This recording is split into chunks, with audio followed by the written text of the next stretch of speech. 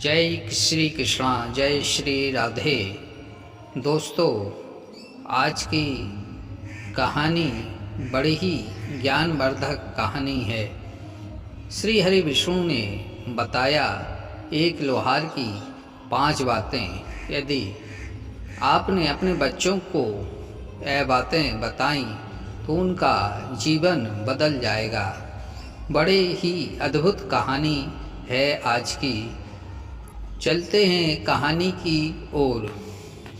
यदि आप चैनल से पहली बार जुड़ रहे हैं तो चैनल को सब्सक्राइब जरूर करें। दोस्तों, इस संसार में दानियों की कोई कमी नहीं है। ऐसे ऐसे दानी हैं जो बहुत ही दान पुण्य करते हैं। संसार में एक ही प्राणी था, कर्ण, जो संसार के महान दानियों में गिना जाता है। इसके बाद चलते हैं कहानी की ओर। दोस्तों, एक शहर में एक बड़ा ही दानी व्यक्ति रहता था। वह सेठ गरीब लोगों की सहायता करता था। महान दानी था। चारों तरफ उसकी चर्चा होती थी और वह गरीब लोगों को दान देकर उनका उपकार करता था। जब चारों ओर इस दानी सेठ की खबर फैल गई और यह खबर फैलते फैलते माँ लक्ष्मी के कानों तक पहुँची तो क्षीर सागर में भगवान विष्णु के पास माँ लक्ष्मी ने श्री कृष्ण हरि से प्रश्न पूछा कि हे भगवान, मेरे मन में एक प्रश्न है, उसका उत्तर हम जानना चाहते हैं। तो माँ लक्ष्मी ने श्री हरि विष्णु से कहा कि संसार में सबसे दानी कौन है। तो श्री हरि विष्णु मुस्कुराने लगे। वह माँ लक्ष्मी की भावना को समझ गए कि यह किस दानी की बात करना चाहती हैं। तो श्री हरि विष्णु ने बताया कि इस संसार में बहुत से दानी हैं, आप किस दानी की बात करना चाहती हो। श्री हरि विष्णु पहले से जानते थे। तो माँ लक्ष्मी ने इस सेठ की दानी की कथा बताई कि यह सेठ बहुत ही दानी है और वह सभी दीनहीन प्राणियों को दान देकर उनका सहयोग करता है। तो भगवान श्री विष्णु ने कहा कि हे लक्ष्मी, मैं आपको यहाँ से नहीं बताऊँगा। हम और आप स्वयं पृथ्वी लोक में जाकर उस दानी की परीक्षा लेकर फिर बताएंगे कि सबसे बड़ा दानी कौन है। तो भगवान श्री हरि विष्णु और माँ लक्ष्मी ने अपना रूप बदलकर एक ब्राह्मण और ब्राह्मणी का रूप धारण करके माँ लक्ष्मी और भगवान श्री विष्णु पृथ्वी लोक में पहुँचे। तो सबसे पहले वह उस सेठ के दरवाजे पहुँचे जहाँ पर वह पूरे शहर में महान दानी के रूप में विख्यात था। तो भगवान विष्णु पंडित और माँ लक्ष्मी पंडितनी का रूप धारण करके उसके दरबार में पहुंची। सेठ के दरबार में पहुंचने के बाद वहां के द्वारपालों से कहा, मैं सेठ से मिलना चाहता हूं। तो उन्होंने पंडित की खबर अपने सेठ को पहुंचाई। इसके बाद सेठ ने उन्हें बड़े ही आदरपूर्वक अंदर बुलाया और उनका स्वागत किया, चरण वंदना की और पूछा कि हे पंडित, आप किस उद्देश्य से मेरे यहाँ पधारे हैं? बोलिए, मैं आपकी क्या सेवा कर सकता हूँ? तो श्री हरि विष्णु ने, जो पंडित का रूप धारण किए हुए थे, बताया कि मैं काशी में गंगा स्नान करने जा रहा था, किंतु रास्ते में चोरों ने मेरे धन को चुरा लिया है। अब मेरे पास कुछ भी नहीं बचा है। अब हम गंगा स्नान करने कैसे जाएंगे? तो सेठ ने कहा कि हे ब्राह्मण पंडित, मैं आपको धन देकर और आपके जाने की व्यवस्था कर दूंगा, जिससे आप गंगा स्नान करने काशी पहुंच जाएंगे। इसके बाद उस सेठ ने एक गाड़ी और कुछ धन देकर श्री हरि विष्णु और माँ लक्ष्मी को विदा कर दिया। रास्ते में श्री हरि विष्णु और माँ लक्ष्मी ने वह धन और वह गाड़ी वहीं छोड़कर अब श्री हरि विष्णु और माँ लक्ष्मी उस लोहार की दरवाजे पहुंच जाते हैं, जहां पर उस लोहार की झोपड़ी को देखकर माँ लक्ष्मी कहती हैं श्री हरि विष्णु से कि यह क्या दानी होगा, इसके पास ना रहने के लिए मकान है, ना खाने के लिए अनाज है, यह कैसा दानी है, यह हमको क्या दान करेगा? तो श्री हरि विष्णु मुस्करा दिए और उन्होंने अब लोहार के दरवाजे से ही लोहार को आवाज़ दी। आवाज़ सुनकर लोहार बाहर आया और पंडित तानी को का स्वागत किया, उनकी चरण वंदना की और उनको अंदर ले गया। अंदर जाकर उनको श्री हरि विष्णु और माँ लक्ष्मी को पानी पिलाया और लोहार ने श्री हरि विष्णु से पूछा कि हे पंडित जी, आप बताइए मैं आपकी क्या सेवा कर सकता हूँ? तो श्री हरि विष्णु माँ लक्ष्मी ने बताया कि मुझे काशी जाना है और रास्ते में चोरों ने मेरे पास जो भी था वो सब चुरा लिया है। अब मेरे पास कुछ भी नहीं बचा है, इसलिए मैं आपका सहयोग चाहता हूँ, जिससे मैं काशी में गंगा स्नान कर सकूँ। अब लोहार बड़े ही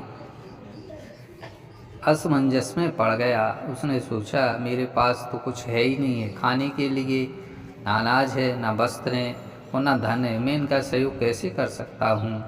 लेकिन लोहार ने थोड़ी देर बाद कहा कि भगवान, आप यहाँ एक दिन रुक जाइए, इसके बाद मैं व्यवस्था कर दूँगा। तो लोहार ने उस रात भगवान विष्णु के लिए फटे कपड़े बिछा दिए और खाने की व्यवस्था की। भोजन में लोहार ने 3 रोटियां बनाई, क्योंकि लोहार के पास 3 रोटियों का ही आटा था। एक भगवान विष्णु को, एक माँ लक्ष्मी को, एक खुद के लिए।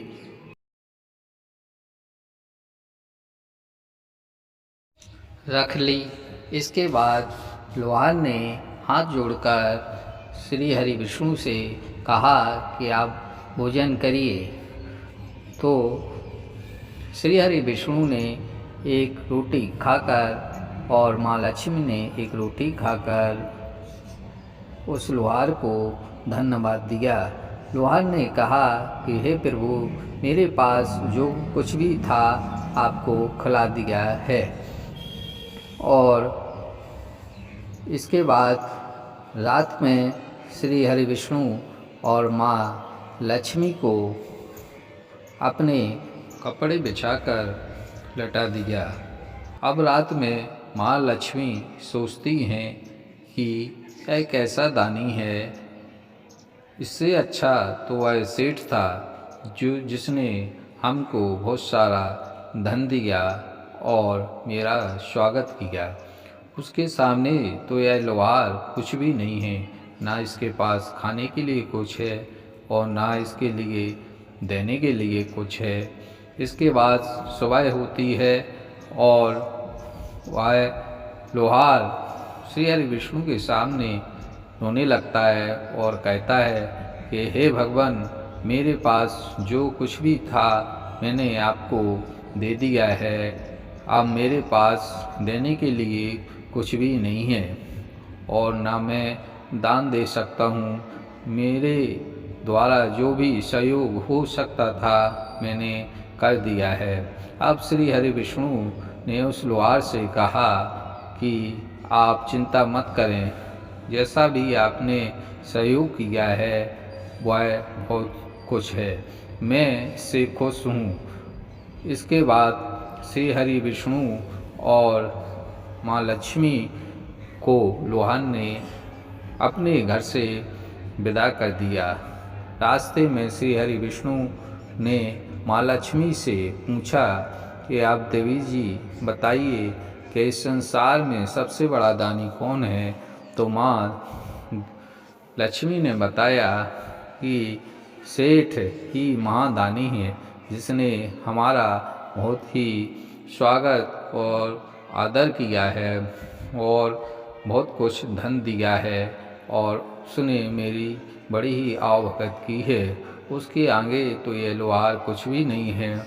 तो श्री हरि विष्णु ने मुस्कुराकर कहा कि हे देवी, जरा सोचिए कि इस लोहार के पास जो भी था उसने हमको आधे से ज़्यादा दान दे दिया है, लेकिन उस सेठ ने तो जितनी उसकी संपत्ति थी उसमें से कुछ ही दान दिया है। उस सेठ के सामने इस लोहार का दान सबसे ज़्यादा है। लोहार ने 2 रोटी खिलाकर आधे से ज़्यादा दान हमको कर दिया है और उस सेठ की इतनी बड़ी संपत्ति है फिर भी उसने थोड़ा ही दान मुझे दिया है। अतः लोहार ही सबसे बड़ा दानी है। तो माँ देवी को हरि विष्णु की बात समझ में आ गई और श्री हरि विष्णु और देवी जी वहाँ से अपना रूप बदल कर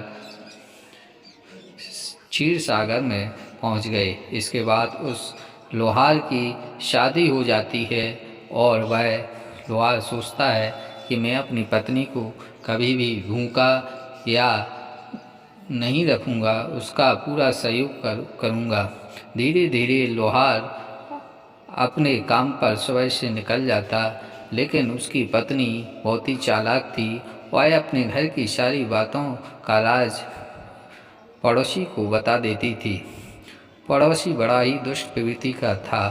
लोहार को जहाँ जहाँ काम मिलता था वह अपनी धाक जमा कर उस काम को छीन लेता था और यह लोहार बहुत ही परेशान होने लगा और भूखों की कगार पर आ गया। जब उसने अपनी पत्नी को समझाया तो वह गुस्सा हो गई और कहने लगी कि मैं घर का राज सबको बताऊंगा। इसके बाद लोहार अपने घर से निकल जाता है। जब बाहर जाता है तो एक देवी जी मिलती हैं जो माँ लक्ष्मी का रूप होती हैं। तो लोहार उस देवी जी को बताते हैं कि मेरी घरवाली जो है घर के सारे राज दूसरों को बता देती हैं, जिससे मैं कोई काम नहीं कर पाता हूँ और मेरा काम छूट गया है। तो माँ देवी जी ने बताया कि मनुष्य को ये 5 बातें गांठ बांध कर रखनी चाहिए कि पहले कि अपनी भविष्य की रणनीति किसी को ना बताएं। यदि आप भविष्य की रणनीति दूसरों को बताएंगे तो आप संकट में पड़ जाएंगे। दूसरा, कोई भी ऐसा भोजन ना करें जो धर्म विरोध हो। तीसरा, कि अपने घर के राज को किसी दूसरे को नहीं बताना चाहिए। यदि आप दूसरे को बता देंगे तो संकट में पड़ेंगे और आप भूखों मर जाएंगे। तीसरी बात, अपनी कमी को किसी दूसरे को ना बताएं। अपनी कमी दूसरों को बताना मूर्खता होगी और अपना अहित होगा। और चौथी बात, कि धर्म के अनुसार ही अपना आचरण रखें।